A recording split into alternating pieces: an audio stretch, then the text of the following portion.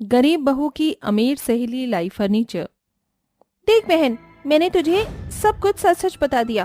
अब बाकी तेरी मर्जी। और देख, सामने से वो आ रही है। हाँ हाँ, आने दे। आज इसकी खाट खड़ी ना कर दी तो मेरा नाम भी आराध्या नहीं। जैसे ही आराध्या की सहेली अंकिता उसके पास आती है तो वो उससे कहती है, ये ले आराध्या, माँ ने तेरे लिए गाजर का हलवा बनाकर भेजा है। आराध्या उसके गाजर के हलवे पर बहुत तेज हाथ मारती है और सारा गाजर का हलवा नीचे गिरा देती है। जिसके बाद आराध्या उससे कहती है, ले जा अपना ये गाजर का हलवा, मुझे नहीं खाना। तुम जैसे गरीब लोगों के घर का मैं पानी भी पीना नहीं चाहती। आराध्या, तुम्हें क्या हो गया है? ये कैसी बातें कर रही हो? पहले तो तुमने कभी ऐसा नहीं बोला। तुम तो मेरी सहेली हो ना। अरे भाड़ में जाए तेरे जैसी नीच सहेली। तो जैसी सहेली होने से अच्छा है कि मैं कोई कुतिया पाल लूं। कम से कम वो वफादार तो रहेगी। ये सुनते ही अंकिता खड़ी की खड़ी रह जाती है। वो कुछ नहीं कह पाती। जिसके बाद आराध्या अंकिता से कहती है, अब तुम यहाँ क्यों खड़ी हो? चली जाओ यहाँ से। मुझे तुम्हारी शक्ल भी नहीं देखनी। तुम्हारी गंदी शक्ल देखकर मेरा और मूड ऑफ हो जाता है। जाओ, चली जाओ यहाँ से। आराध्या के ऐसे कहने पर बेचारी अंकिता रोते हुए वहां से चली जाती है। जिसके बाद आराध्या जिया के साथ बातें करने लगती है।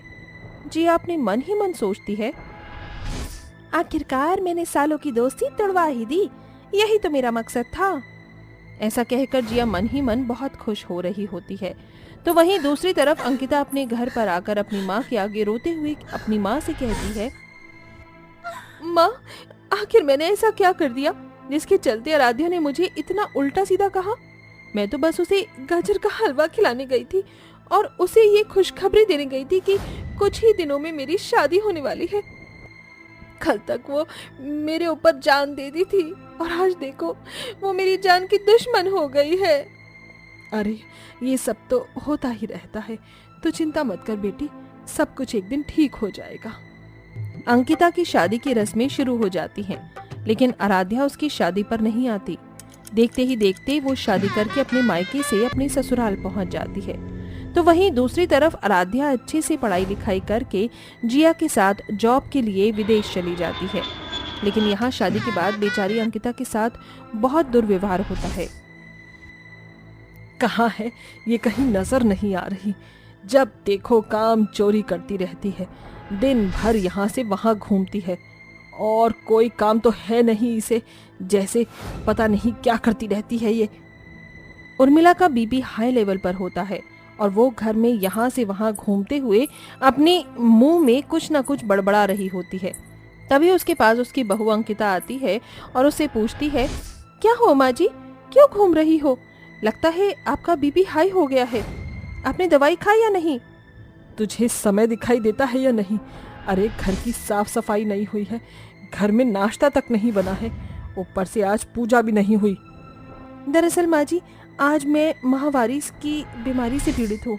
तबीयत भी ठीक नहीं थी, इसलिए घर के काम नहीं कर पाई और ऐसे समय में पूजा पाठ करना मुझे अच्छा नहीं लगता।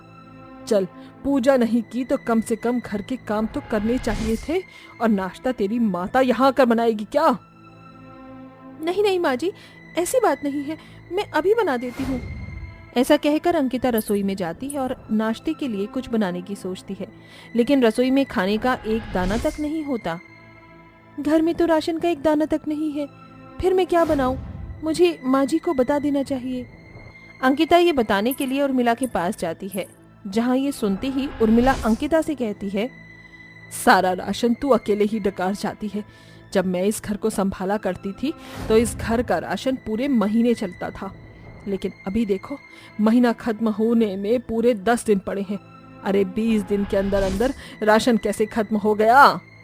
नहीं माँ जी, आप ये कैसी बातें कर रही हो? भला मैं अकेली इतना राशन कैसे खा सकती हूँ? घर में इतने सारे लोग हैं, सभी लोग खाते हैं। हे भगवान, पता नहीं कैसी बहू मिली है मुझे। एक तो दहेज में फर्नीचर तक नहीं लेकर आई, ऊपर से हाथ हिलाते हुए ससुराल में आ गई। अरे, तुझे जरा भी शर्म नहीं आई? माँ जी, मेरे माता पिता इतने गरीब थे कि वो मुझे शादी में फर्नीचर नहीं दे पाए। इसमें मेरा कोई कसूर नहीं है और ना ही उनका। अरे जा जा, ज्यादा सफाई मत दे, सब जानती हूँ मैं। अरे, जिनकी देने की नियत ही ना हो तो उनसे बोल कर भी क्या फायदा। उर्मिला वहां से ऐसा कहकर चली जाती है, जिसके बाद बेचारी अंकिता रोने लगती है। इस प्रकार अंकिता की सास हमेशा उसे दहेज के चलते कोई ना कोई ताना सुनाती रहती। तो वहीं दूसरी तरफ विदेश में जिया और आराध्या अपनी मनपसंद की जिंदगी जी रहे होते हैं। जिया, तुम यही रखो, मैं अभी आती हूँ। आराध्या अपने और जिया के लिए कोल्ड कॉफी लेने के लिए चली जाती है। जैसे ही वो कॉफी लेकर वापस आती है, वो दूर से जिया को फोन पर बात करते हुए सुनती है। अरे मेरी तो मौज आ रही है, आखिरकार मैंने आराध्या को अपने झांसे में फंसा ही लिया। उसके पैसों पर ऐश कर रही हूँ, ऐश, और रास्ते में उस बेचारी अंकिता को भी हटा दिया। पता नहीं कहाँ गरीबी में मर रही होगी बेचारी। ये सुनते ही आराध्या के पैरों तले जमीन खिसक जाती है और वो गुस्से में जिया के पास आती है। तुझे जरा भी शर्म नहीं आई? अरे बेशरम, तुझे पता है तूने कितना घिनौना काम किया है? मेरी बचपन की दोस्ती तूने मिनटों में तोड़वा दी। हे भगवान, मेरी ही गलती है जो मैंने तेरे ऊपर विश्वास किया।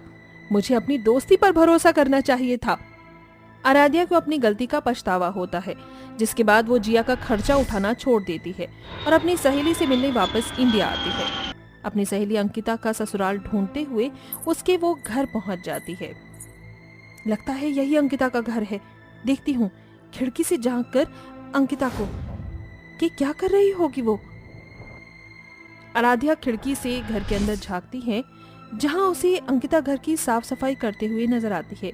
तभी वहां उसकी सास आती है और उसके बाल पकड़कर उसे मारना पीटना शुरू कर देती है। तेरे घर से तो दहेज में फर्नीचर आया नहीं, कम से कम मेरे घर का फर्नीचर तो चमका दे। देख जरा इनके ऊपर कितनी धूल मिट्टी जमी है, कोई काम ठीक से नहीं कर सकती। आराध्या जब अंकिता के साथ इतना बुरा बर्ताव होता हुआ देखती है तो उसकी आंखों में आंसू आ जाते हैं, जिसके चलते वो अपनी सहेली अंकिता से मिलने की हिम्मत ही नहीं कर पाती और वहां से चली जाती है।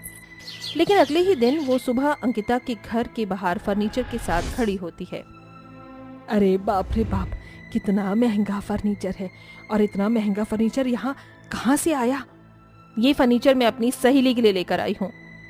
तभी वहाँ पुलिस भी आ जाती है और उर्मिला को गिरफ्तार कर लेती है। अपनी बहू को दहेज के चलते परेशान करने और उसके ऊपर अत्याचार करने के जुर्म में हम तुम्हें गिरफ्तार करते हैं।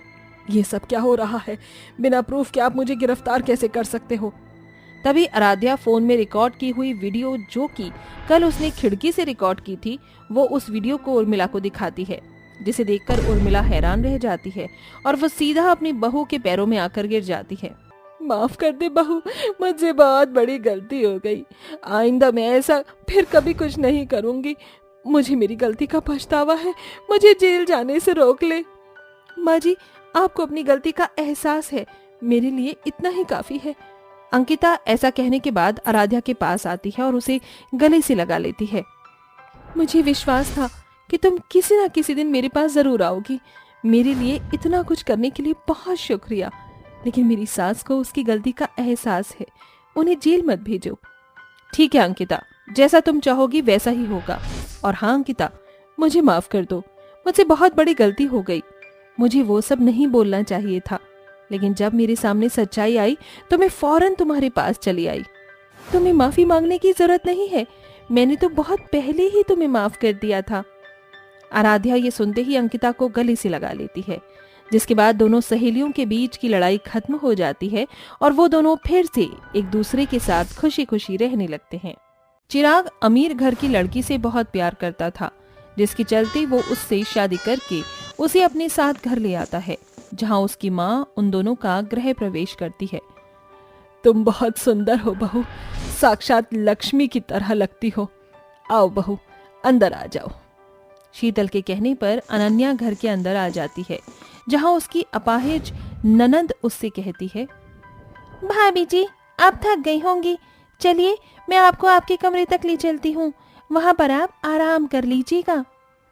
आरती लड़खड़ाते हुए अनन्या को उसके कमरे में छोड़ आती है, जिसके बाद अनन्या अपने आप से कहती है, मेरी उम्मीद से भी ज्यादा गरीब है चिराग, लेकिन अब क्या करूं, प्यार भी तो करती हूँ, अब दिल आया गधी पर तो हीरा क्या चीज है। अनन्या थोड़ी देर फ्रेश होकर आती है, जिसके बाद वो चिराग से कहती है, शादी के चलते मैंने कुछ खाया ही नहीं। चिराग जी, मुझे बहुत जोरों की भूख लग रही है, कुछ खाने के लिए मंगा दीजिए, जैसे पिज्ज़ा, बर्गर, कोल्ड ड्रिंक, ये सब ऑर्डर कर सकते हैं आप मेरे लिए। अनन्या ऐसा कहकर अपने कमरे में वापस आ जाती है, जिसके बाद चिराग अपनी जेब में हाथ डालकर पैसे ढूंढता है, लेकिन उसकी जेब में केवल 50 रुपए का नोट ही निकल पाता है।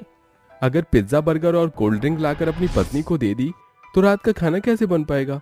आज इसे घर का खाना ही खिला देता हूँ। कल जब पैसे आएंगे तो इसके लिए उसके पसंद का खाना ऑर्डर कर दूंगा।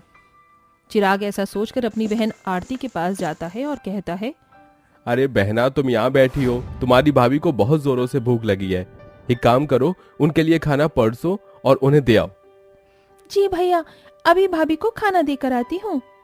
आरती एक थाली में खाना परोसती है और उसे लड़खड़ाते हुए अपनी भाभी के कमरे में ले जाती है, जहाँ खाने की शक्ल देखते ही अनन्या थाली को फेंक देती है और कहती है, अरे तुम्हारा दिमाग खराब हो गया है क्या?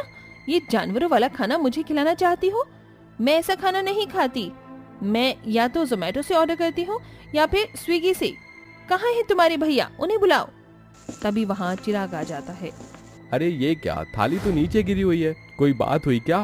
बोलो, क्या हुआ अनन्या, तुमने खाना नहीं खाया? कितनी बार कहा है आपको, और आपको समझ नहीं आता कि मैं तुम्हारे जैसा जानवरों वाला खाना नहीं खा सकती। मेरे लिए अभी के अभी पिज्जा, बर्गर और कोल्ड ड्रिंक ऑर्डर करो, नहीं तो मैं कुछ नहीं खाऊंगी। अनन्या के ऐसा कहने पर चिराग को कुछ समझ नहीं आता और वो अपनी जेब से 50 रुपए निकाल कर अपनी पत्नी को दिखाता है। अरे 50 रुपए में मेरे लिए क्या ही आएगा? एक काम करती हूँ, मेरे भैया को कह देती हूँ, वो तुम्हें पैसे दे देंगे और उसके बाद तुम मेरे लिए ऑर्डर कर देना। अनन्या अपने भाई को तुरंत फोन करती है, जिसके बाद उसका भाई विक्रम फौरन ही पैसे ट्रांसफर कर देता है, जिसके बाद चिराग को बहुत बुरा लगता है, लेकिन वो अपनी पत्नी के शौक को पूरा करने के लिए उसकी पसंद का खाना ऑर्डर कर देता है। ये लो अनन्या, जो तुमने ऑर्डर करवाया था वो मैंने मंगा दिया है, अब तुम पेट भरकर खा लो। अनन्या बहुत खुश होती है और पिज्जा, बर्गर खाने लगती है। तो वहीं दूसरी तरफ चिराग की माँ और बहन सूखी रोटी से खाना खा रही होती हैं। कुछ ही देर बाद अनन्या को बहुत ज्यादा गर्मी लगती है, जिसके चलते वो चिराग से कहती है, पता नहीं किस लेवल के गरीब हो आप लोग। अरे मैंने तो गरीब के गरीब घर के अंदर भी ऐसी देखा नहीं है जैसा ये है, और तुम्हारे घर में तो एक सही से चलने वाला पंखा भी नहीं है। मैं चाहती हूँ कि मेरे कमरे में एक एसी हो। मेरी इतनी औकात नहीं है कि मैं एक एसी खरीद पाऊँ। देखो जैसा भी है, तुम्हें इसी में गुजारा करना होगा, इससे ज्यादा मैं कुछ नहीं कह सकता। चिराग ऐसा कहकर वहां से चला जाता है, जिसके बाद वो फौरन अपने भाई को फोन करती है और अपने घर पर एक एसी के साथ फ्रिज भी मंगा लेती है। चलो ये तो बहुत ही अच्छी बात है, अब मुझे ज्यादा दिक्कत नहीं होगी और इस गरीब खाने में मुझे अपने एसी वाले रूम की याद भी नहीं आएगी, क्योंकि अब मेरे ससुराल में मेरा एसी आ गया है। अनन्या एसी की हवा खाकर बहुत खुश होती है, जिसके बाद वो फ्रिज से ठंडा पानी लेकर पीती है और ये सब शीतल देखकर कहती है, अरे बहू, इतना ठंडा पानी मत पी, कहीं तेरा गला खराब ना हो जाए। तुम जैसों को गला खराब होता होगा क्योंकि तुम कभी ठंडा पानी नहीं पीते।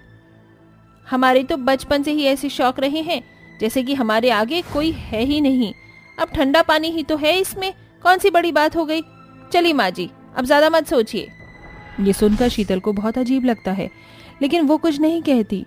कुछ ही देर में अनन्या अपने कमरे में बहुत ज्यादा बोर होने लगती है, जिसके चलते वो अपने पति से कहती है, इतना खाली खाली से लग रहा है मेरा कमरा, देखो ना, आपको नहीं लगता कि, आप बताओ, यहाँ किसी चीज की कमी है? मेरे हिसाब से तो किसी चीज की कमी नहीं है। सोने के लिए बिस्तर है, हवा के लिए पंखा है और अब तुमने एसी भी लगवा लिया है। अब किस चीज की कमी है? और देखो तो यहाँ तो ठंडा पानी पीने के लिए फ्रिज भी है। मैं सारे दिन बोर हो जाती हूँ। मेरे मायके में तो कितनी बड़ी एलईडी थी, वही बड़ी वाली स्क्रीन पर मूवी देखने में बहुत मजा आता है। मैं चाहती हूँ कि वैसा ही कुछ हमारे कमरे में भी हो। तुम्हें पता भी है बड़ी स्क्रीन टीवी कितना महंगा आता है। इतना खर्चा करना मेरे बस की बात नहीं। तुम्हारे शौक तो दिन प्रतिदिन बढ़ते ही जा रहे हैं। ये सुनते ही अनन्या को गुस्सा आता है और वो गुस्से से कहती है, अरे बोल तो ऐसे रहे हो जैसे मेरे सारे शौक तुमने ही पूरे किए हो। अरे मेरे माता पिता और मेरे भाई ना होता तो इस घर में ना तो एसी आता ना ही फ्रिज। ये सुनते ही चिराग को बहुत बुरा लगता है, जिसके बाद वो बिना कुछ कहे वहां से चला जाता है। कुछ ही देर में अनन्या अपने माता पिता को फोन करके अपने घर पर बड़ी स्क्रीन टीवी भी मंगा लेती है, ये सब देखकर चिराग से बर्दाश्त नहीं होता और वो अनन्या से कहता है, जब से तुम इस घर के अंदर आई हो तब से ही किसी न किसी चीज का तुम्हारा शौक रहा ही है। तुमसे शादी करने से पहले ही मैंने तुम्हें सब बता दिया था कि मैं तुम्हारे कोई शौक पूरे नहीं करवा सकूंगा, लेकिन अपने माता पिता से कहकर तुमने ये सब सामान मंगाया और अपनी ख्वाहिशों की पूर्ति की, क्योंकि मैं इस लायक नहीं हूँ। इसलिए मैं कहता हूँ कि अब तुम अपने आगे की जिंदगी भी अपने माता पिता के साथ ही गुजारो, क्योंकि मेरी इतनी औकात नहीं कि मैं तुम्हारे सारे शौकों को पूरा कर पाऊँ। ये सुनते ही अनन्या के पैरों तले जमीन खिसक जाती है, जिसके बाद उसे अपनी गलती का पछतावा होता है और वो रोते हुए अपने पति से कहती है, आपने बिल्कुल सही कहा, मैं कुछ ज्यादा ही अपने शौक को लेकर ऊपर ध्यान दे रही थी, जबकि मुझे आपके और आपके परिवार के ऊपर ध्यान देना चाहिए था। मुझे गरीबी में भी अपने सारे शौक पूरे करने थे, लेकिन आपने सही वक्त पर मुझे सही बातें बोलकर समझाया। मुझे माफ कर दीजिए, मैं आज के बाद ऐसा दोबारा कभी नहीं करूंगी। मैं आपसे बहुत प्यार करती हूँ, आपको छोड़ भी नहीं सकती। अनन्या के मुंह से ऐसी बात सुनते ही चिराग उसे गले से लगा लेता है, जिसके बाद अनन्या अपनी अमीरी का घमंड छोड़कर अपनी सास और ननद के साथ मिलकर घर के कामों में हाथ बटाना शुरू कर देती है और उनके साथ खुशी खुशी रहने लगती है।